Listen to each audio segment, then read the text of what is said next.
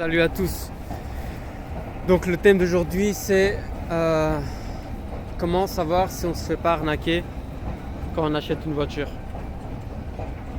Donc premièrement, quand vous allez acheter la voiture, quand vous allez partir la voir, c'est déjà de regarder la carrosserie si elle n'a pas déjà reçu plein de coups, plusieurs coups autour.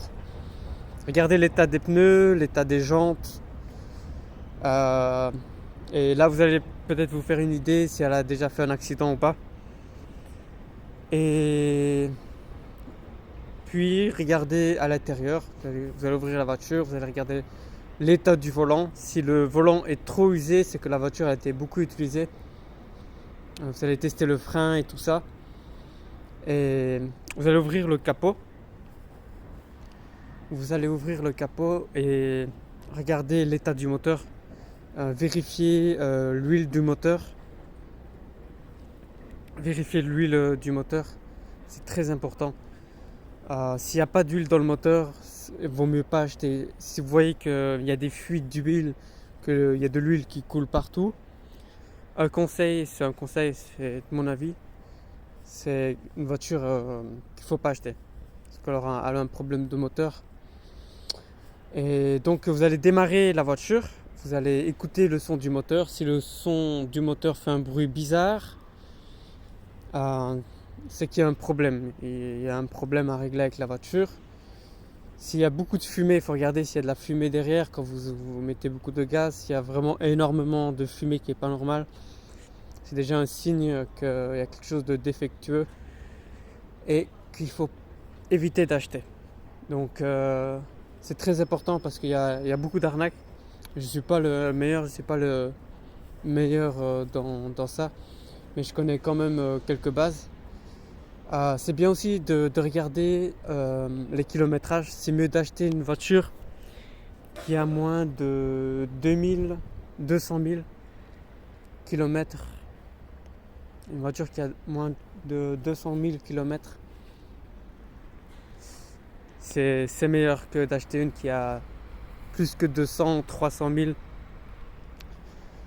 Et donc ça c'est un conseil, hein, du niveau kilomètre. Vous pouvez acheter une plus que 200 si vous êtes sûr de vous, que voilà. Mais c'est de mon avis d'acheter moins que 200 000, c'est mieux pour faire long terme avec cette voiture, avec la voiture que vous allez acheter.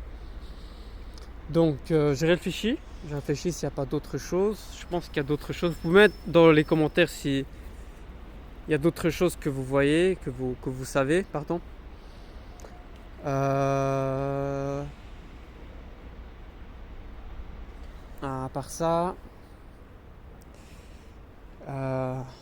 qu'est-ce qu'il y a d'autre?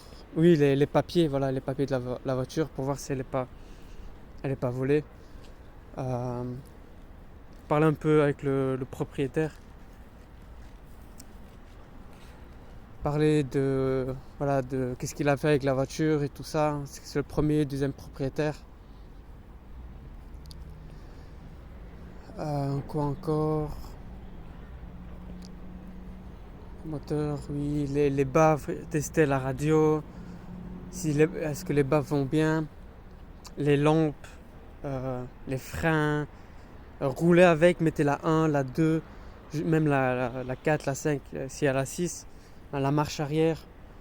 Vérifiez que tout va bien quand vous roulez avec. Donc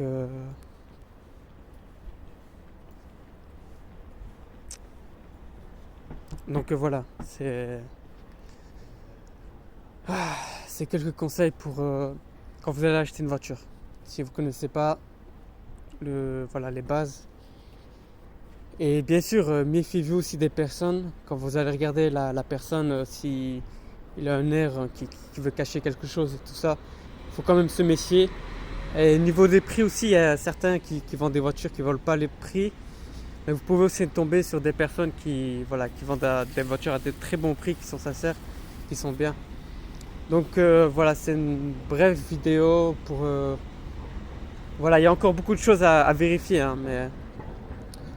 Donc voilà. Mais voilà, j'ai vraiment dit les bases.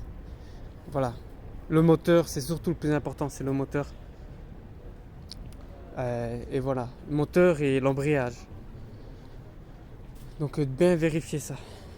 Donc voilà, à plus.